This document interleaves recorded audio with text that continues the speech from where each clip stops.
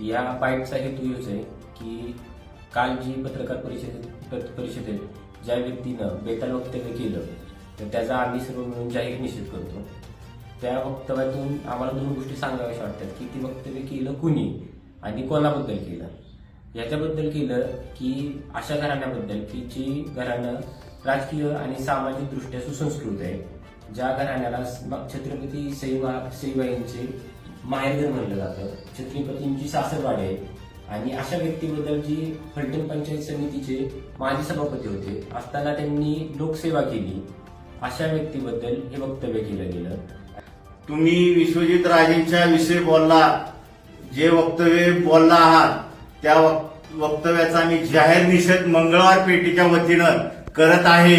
आणि एक शेवटची वॉर्निंग देतोय किंवा काही समजा इथून पुढे जर राजघराण्याविषयी वाईट काय वक्तव्य केलं तर तुम्ही जे म्हणलाय का नाही घरात जाऊन वळून हाणीन, त्याच्यापेक्षा वाईट गोष्टी करण्यासाठी पांडू ऐवळे तयार आहे. काल जे वक्तव्य सनी यांच्याकडून करण्यात आलेलं आहे त्याचा सर्वप्रथम मी मंगळवार पेठेच्या वतीने जाहीर निषेध करतो.